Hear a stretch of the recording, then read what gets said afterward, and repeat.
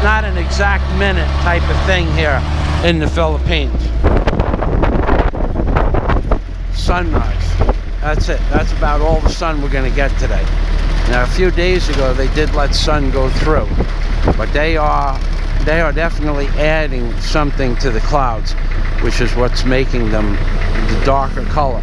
My friend Manny from Manny Skywatch, the musician, the father of chemtrail technology, he would know what those clouds are made of, but I personally do not.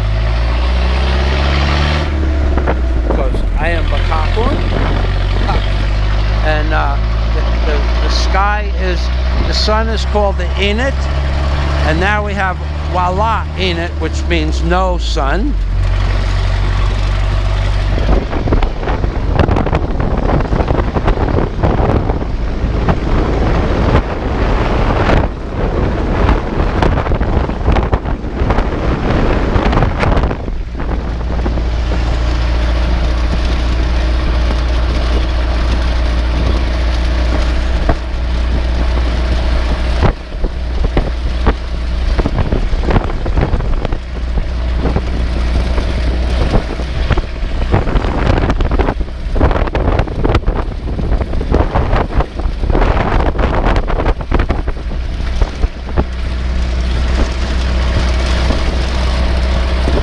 Cow. Lots of cows along the side of the road. And there's some big construction going on over there. I don't know what it is, but it's big for the Philippines. Some new stores. I saw this the other day. It's a school. Crystal College, Eskwelahan. I guess they're expanding. Lots of people have many children in the Philippines, so there are schools going up all over the place. Now this would be a coconut farm that they would harvest the coconuts. They have a word for it, but I forgot the word. And for a bag of coconuts, they make a product with the coconuts, and they sell a bag pretty much a standard price, and they they harvest 3 times a year or 2 times a year the coconuts themselves. There's another shortcut to Alona Beach.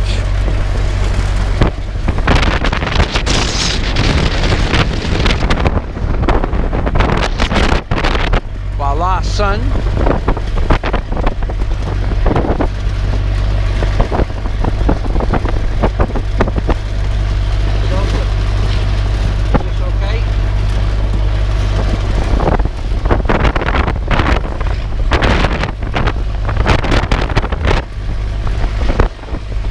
Coca-Cola. There's a Coca-Cola company around here somewhere.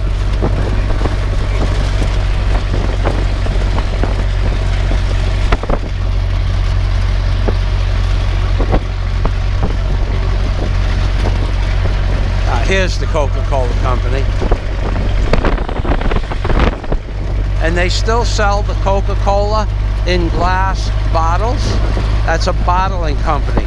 And it reminds me of the 1950s and 60s when I grew up, when you could buy a Coca-Cola in a bottle for 10 cents. Actually, it's only 20 cents for a small bottle of Coca-Cola now. Well, it depends on where you go, but that's the bottling company where they recycle and clean the bottles. And the reason why it reminds me of, I swear they're still using the same bottles from the 1950s, because many of them are scratched and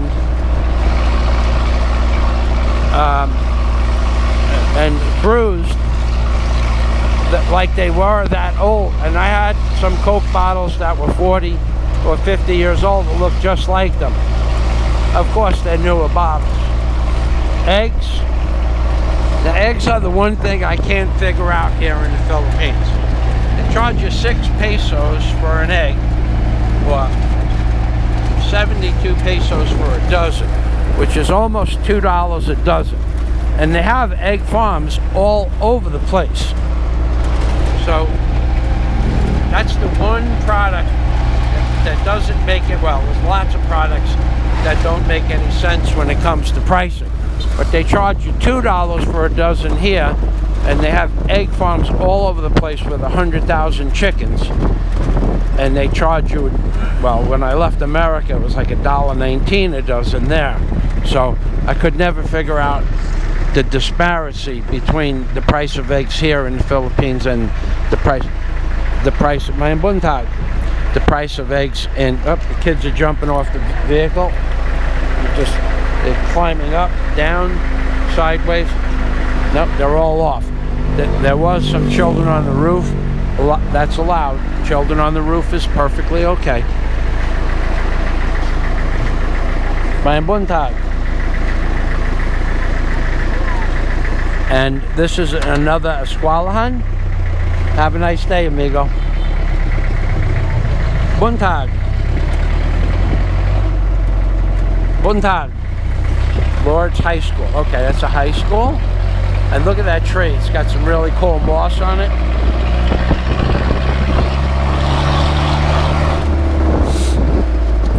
Now this is like living in the 1950s again, where children are allowed to walk in the street by themselves, and people are not afraid to walk around at night. It's an amazing place for the most part, the Philippines. You don't bother anybody. There was a fella I was looking at on YouTube yesterday talking about dating. He was right. 65Z or something like that. You cannot go into a barangay and date all the local girls, which is not why I came to the Philippines. But I'm probably going to piss somebody off.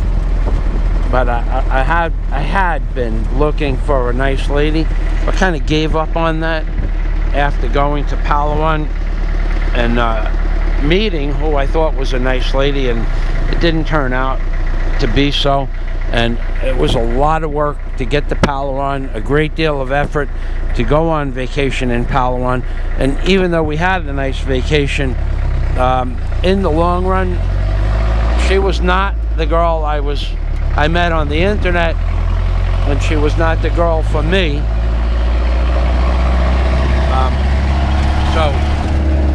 If you think you're coming to the Philippines to date a bunch of people, you need to go to a big city.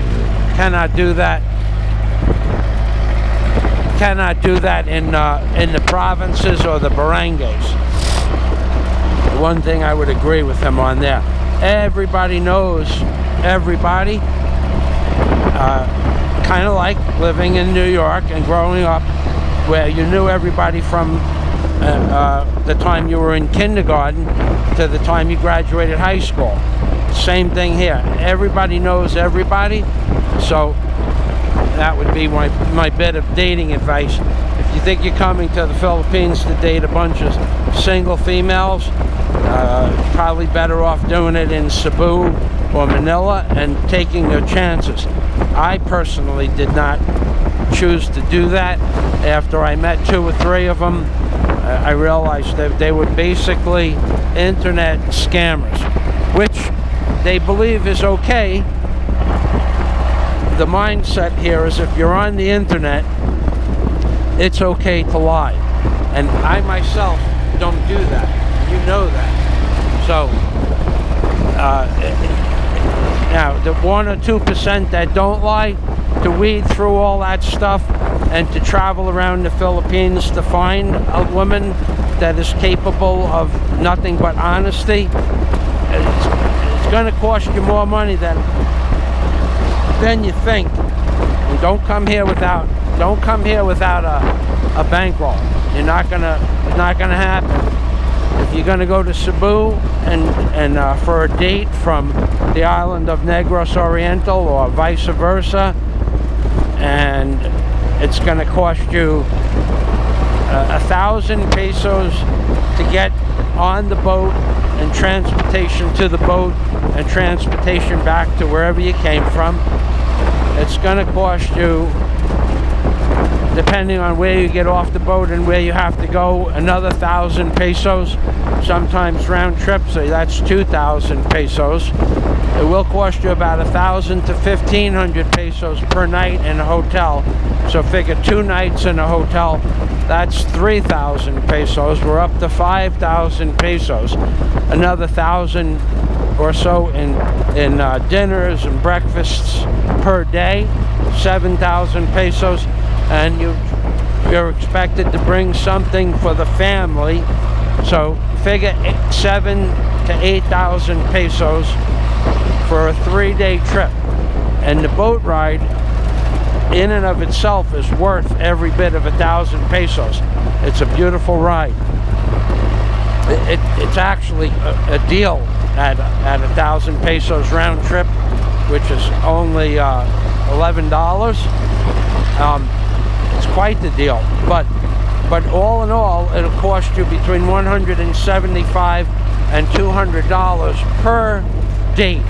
And I did that 3 times to Cebu to meet 3 different women, and 3 different women were not what they said they were on the internet itself.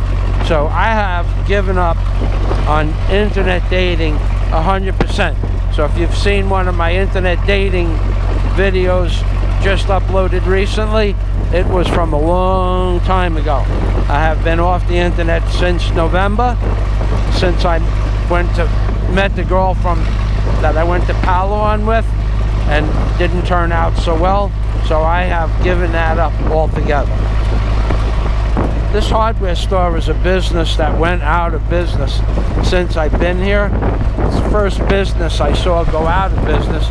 Even though there's a great deal of construction going on, it's far from that hardware store, and we're close to Tagbilaran City. There are so many places similar to Home Depot. No helmets required. Similar to Home Depot. It probably wasn't, they weren't able to maintain a price war with the bigger places.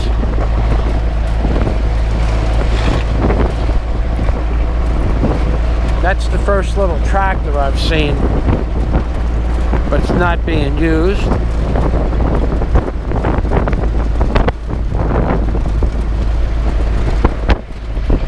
Now that mountain up ahead, that represents Tagbilaran, but it's on the other side. It's a couple of kilometers away. Goat on the side of the road there, little goat. Probably passed up a bunch of goats that I missed.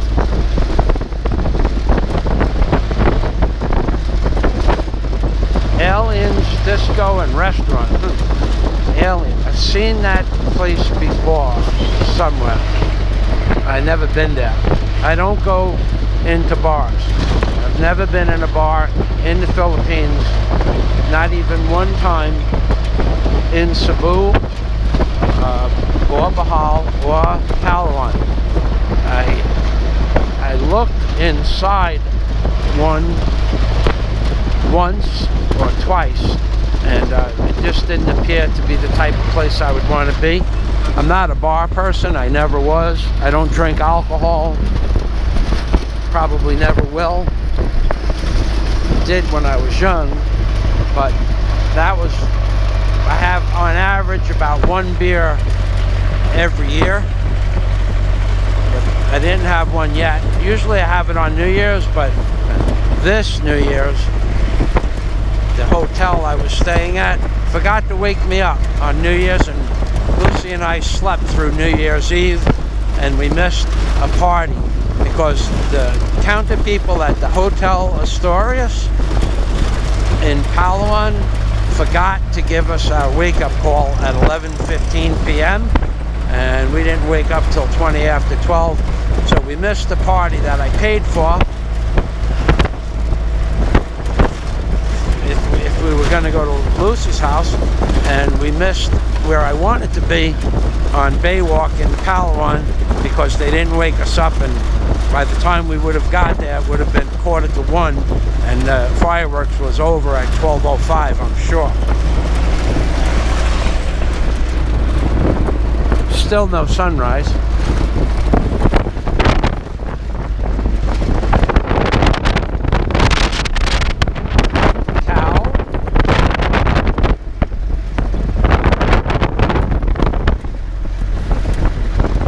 Machine on rubber. Most of the track hosts that I've seen here have been on rubber. They make tombstones and head and coffins, sarcophaguses at that little place. And now we're heading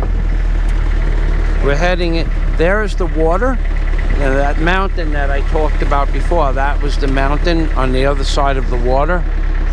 And we are now going to go over a really cool bridge where they fish. It's basically the fish market. It's basically the fish market for Tagbilaran and Phang Lao, and possibly a good portion of Bohol. And at that fish market, you're going to see banker boats from 5 meters to 50 meters.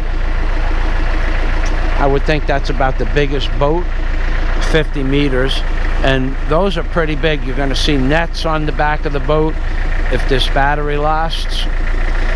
You will see trawl arms, like a trawler arms. Even though they're wooden boats, they have wooden trawler arms. And the fishermen typically come in with their fish early in the morning. A lot of the fishermen fish at night. This is the only place I've seen garbage in the entire Philippines. And I'm going to tell you something. It's probably because it blew out of the back of a truck. The people here do not litter. Probably blew out of the back of a truck when they made a turn.